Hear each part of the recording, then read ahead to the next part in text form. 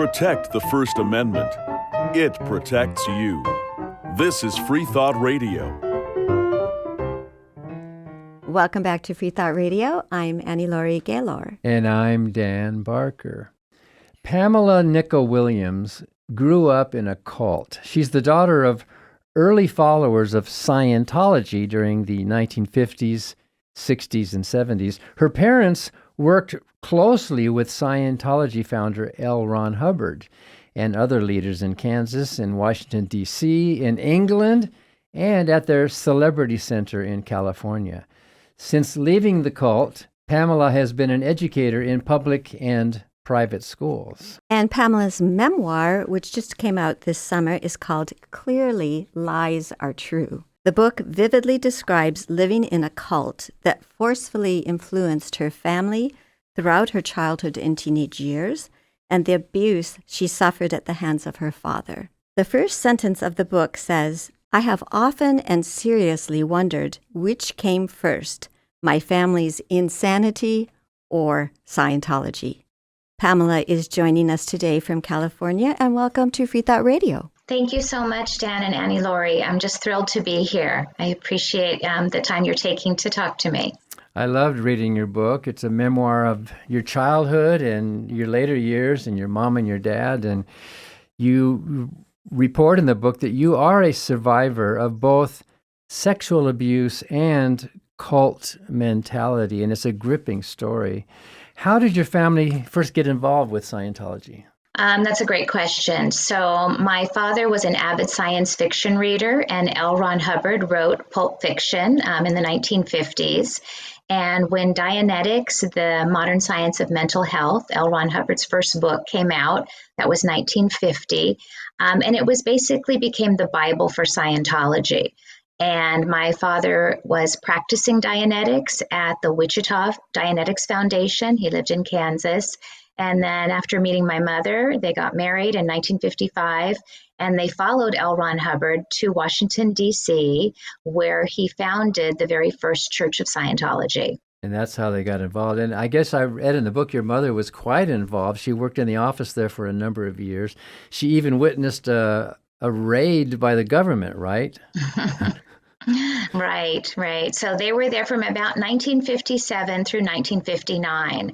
And my mother did work there. My parents both were really actively involved in what they called the Hubbard Association of Scientologists. And they had congresses where L. Ron Hubbard would lecture and Scientologists would come.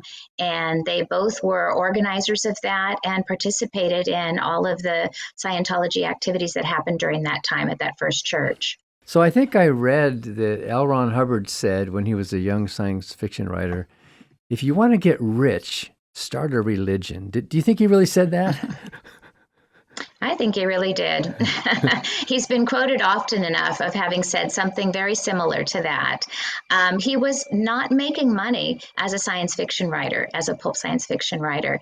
And so Dianetics was his breakthrough book. And, it became very popular.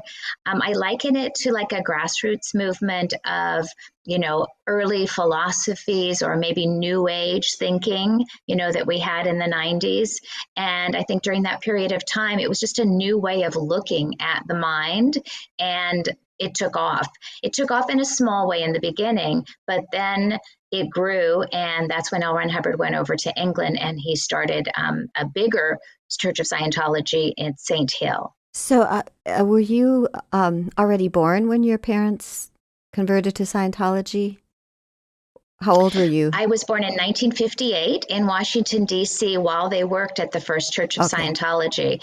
And an interesting fact is that L. Ron Hubbard had 4 children, and his youngest child was born about 3 months before I was born, and so we're the same age. His name is Arthur Hubbard, and so my mother was pregnant at the same time as Mary Sue Hubbard, who is L. Ron Hubbard's wife. So that's some Scientology lore. So I don't think people realize how insidious Scientology is and the kind of abuse that goes on. Can you talk something about that? I can talk a lot about that. I think at the beginning of Scientology, those abuses were not happening in the way that they're happening today. I know that for sure. I think it was a gradual process. L. Ron Hubbard was always fleeing from the government because of taxes. So the church did not have tax exempt status. And so that was, digging into his profits. And so when he went over to England, part of that was to avoid the taxes in the United States. And a property was purchased, this big mansion, and that is where he started practicing. The abuses started to happen after that when he left and he purchased a ship. Because again, he had to flee England because Scientology was starting to be looked at more closely, and it was starting to be banned in Australia, and worried that that was starting to happen in England as well. And so he purchased a ship that he could take out on the Mediterranean Sea. And on this ship, he got a young group of Scientologists to become the crew, and public Scientologists like my mother and my little brother and I also were on the ship. So during that period of time, he was starting to form something called the Sea Organization. And that's really when the abuses, I think, started because of the way that people were treated on that ship. People were sequestered away, like my mother. We didn't see her while we were on the ship. After we left, we were only on the ship for about 6 months. More practices started to happen in the Sea Organization where people were thrown overboard because of not following the rules. People were given tasks like cleaning the ship. They had to wear dirty white rags on their arms to show that they were of a lower status. There was a lot of what they called enforcement of ethics during that time. When you say people really were thrown overboard, I just had to stop you there.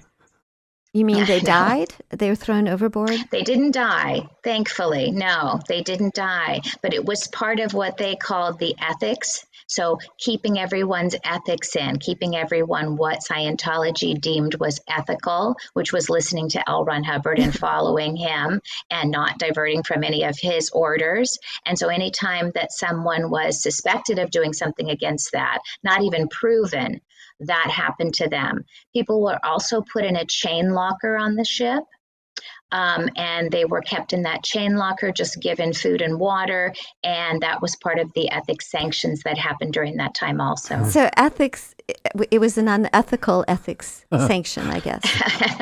Totally unethical, exactly. And that's the dichotomy of Scientology. That's the cult. So you were in England, and then you got on the ship. You tell about how you drove to the ship and as a little girl, and I'm impressed with the story. You met one of his sons, Quentin, I think it was called, and he later committed suicide. Do you know why? He did. There's lots of speculation that he was a homosexual and that was against anything that L. Ron Hubbard and his wife, or Quentin's mother, believed. L. Ron Hubbard was very homophobic, and he believed that it was what he called an aberration in your reactive mind. And so it's very interesting because lots of sexual deviations he really condemned, but at the same time, in many of Hubbard's lectures, he spoke about sexuality. And so it was very a mixed message. But that's really what I think happened, is that because he could not reconcile that with his parents and Scientology. I mean, he was the son of L. Ron Hubbard, and he had to follow Scientology. And how did Scientology figure into your father's abuse of you? Well, that's the $1 million question. Partly why I wrote my book is, to try to figure that out. That's the premise for my book is, were these pathologies already part of my father's, personality and part of who he was, or were these exacerbated by Scientology? And I think it's really a chicken or an egg dilemma. And I think it's a little bit of both. My father was also, I learned later as a teenager, was bisexual. So I think he had a lot of sexual ambiguities. I think he was, trying to figure out a lot of his urges and whatever was happening for him sexually. I try to look at it, compartmentalize it that way. As a child, yes, he abused me, but I can't tell you the why. But it was a crime, what he was doing. And apparently the church did nothing to stem that, did they? Well, I don't think they knew about it. And if they did, they definitely suppressed it and they didn't talk about it. My mother did find out about it. There was an instance when she walked in, and then, as happens to many children when they're sexually abused, it goes underground in the home, and it's that denial runs deep, and it's hidden away. So, Pamela, you quote L. Ron Hubbard in Dianetics, talking about how a 7-year-old girl shouldn't shudder if a man kisses her passionately. And then you said that when you were 6, you felt your innocence had been taken away from you slowly and methodically through a series of purposeful violations. We're going to go out in a couple minutes, but can you address that? Sure. So that quote has been often used to talk about that, like I said, dichotomy between saying sexual aberrations are wrong in Scientology, but also Hubbard then condoning them and saying, oh no, there's nothing wrong with that because that's part of your reactive mind. That's part of what's happening. You're remembering these things and you've lived lots of lives. And so this is just another memory that you're having. So I think that at 6, I know, I had this sadness that I carried around, that I was,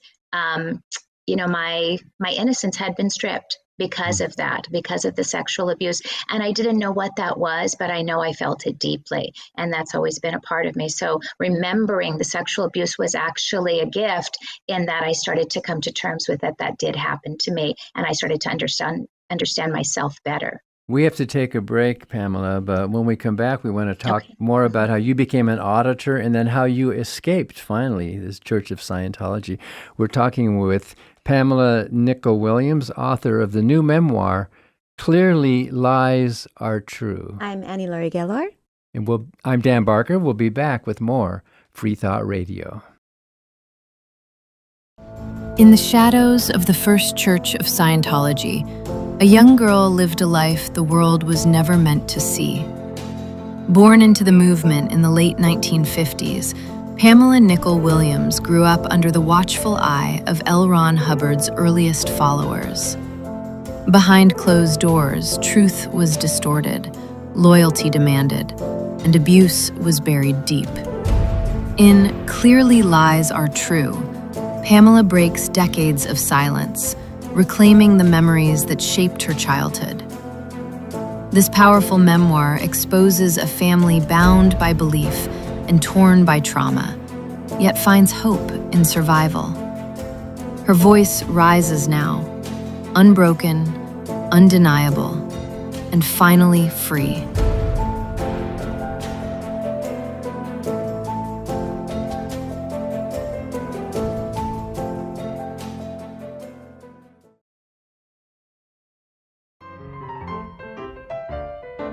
Margaret Sanger's motto was, "No gods, no masters." This is Freethought Radio. Welcome back to Freethought Radio. I'm Laurie, Gaylor. And I'm Dan Barker, and we're continuing our conversation with Pamela Nickel Williams, author of this new book. It's a memoir, Clearly Lies Are True. She's a survivor of Scientology and much more than that. Can I just ask you about the title of your book, Clearly Lies Are True? It was my working title for a while. I wasn't sure that I was going to stick with it, but it came to me one day because Scientology is built on a tower of lies.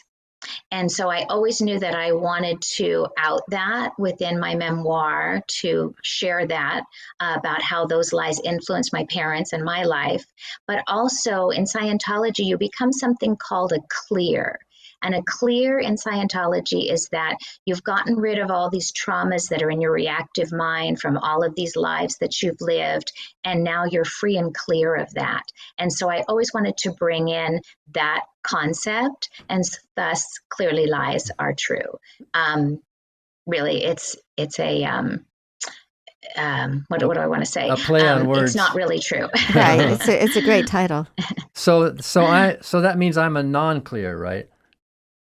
Exactly. Oh, okay. So Exactly. non-clears are like the lower class people, and they call themselves, or you call yourself, a thetan, right? What is the thetan? Right, a thetan. Yeah, Thetan? that's how they would pronounce it, a thetan, right. So to go back to lower class, if you were not a Scientologist, you were called a wog. So Ah. that's really like a lower class derogatory term for people who are not Scientologists. But a thetan, I liken it to like your soul. And so in Scientology, but really it's built on L. Ron Hubbard's science fiction, that there were all of these beings floating around the universe for billions and billions of years, and we are all one of those. And so we're all just these thetans, and we just inhabit bodies, and we live multiple lives, and so we are infinite, is his belief. Did you or your parents sign a billion-year contract? Thankfully, no. So that's my story, that thankfully I did not. And maybe we'll get into that a little bit about how that happened. Well, how did you break free? I mean, what age were you? Were you ever trapped? What happened? Sadly, when I was 13, my father contracted multiple sclerosis. And so it was a pretty fast downhill slide for him. And he was wheelchair bound and in a convalescent home by the time I was 14. So my mother had to go back to work. Before that, they had been practicing Scientologists. I had not been involved up until that point, really. And I was voluntold at 14 to go to the local Scientology organization and to start participating in what they call auditing and training. And I really think that's because my parents were no longer paying money to be able to participate in Scientology. So the auditing and the training is extremely expensive. And so they had lost their home before we moved to California. They had spent so much money on Scientology already, so they had no savings. And my mother went back to work. So I was voluntold to go to the organization. I started at Celebrity Center, which had just started in the early 1970s. And I got very involved and participated in receiving training and then becoming an auditor, which is kind of like a therapist in Scientology, but without the proper training. And they started to put the hard sell on me when I was 16 to join the Sea organization. And it had grown from that ship now to land bases. And it was really Scientology's army. These were the enforcers of what Scientology called their technology and how to make people free.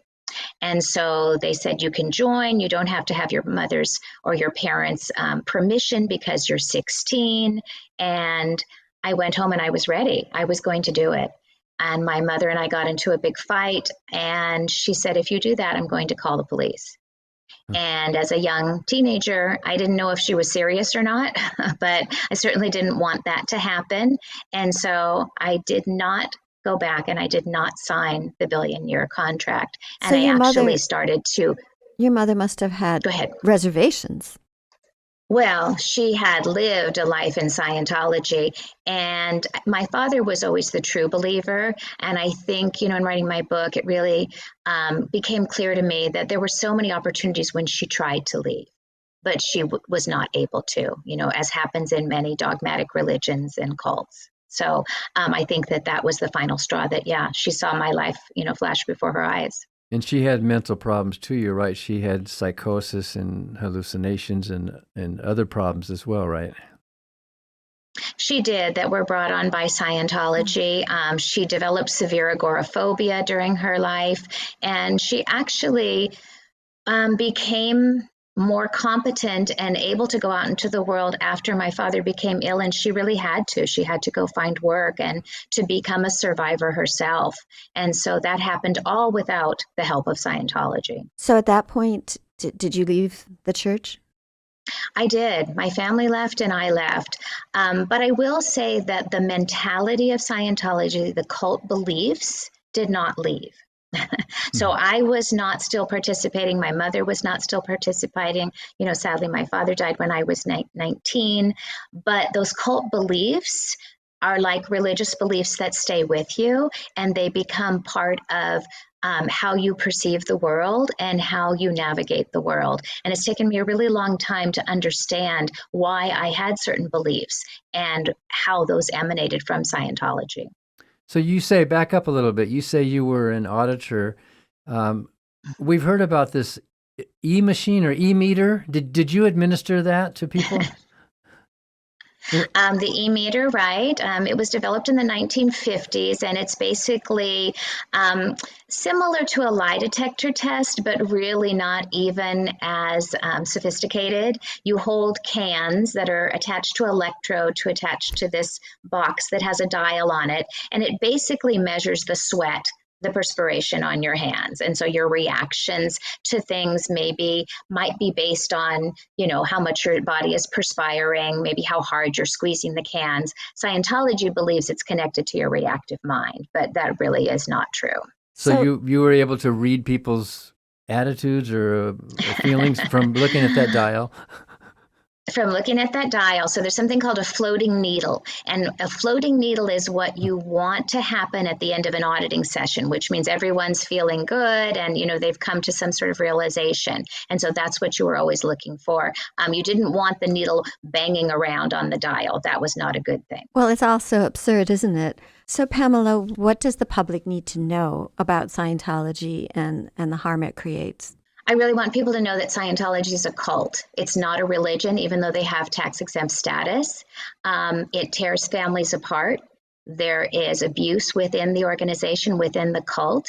And please do not join, and know that you can get out. There's an Aftermath Foundation that helps people get out of Scientology, and specifically the Sea Org. And I donate a portion of the proceeds from the sale of my book to the Aftermath Foundation to help people. You write in your book that even if some of them felt like they wanted to get out, they had invested so much time and so much money, so much sunk cost, that it was almost psychologically impossible to just walk away, right? Exactly. And I think that's what happened to my parents. Even though they lost their home, they still participated in it because it would have been so hard for them to walk away. They also would have been disconnected from anyone that they knew in Scientology. Once you leave, you're called a suppressive person and you become, someone that they cannot interact with. So many families are torn apart because that happens. Well, thank you so much, Pamela, for writing this book and sharing your story with us.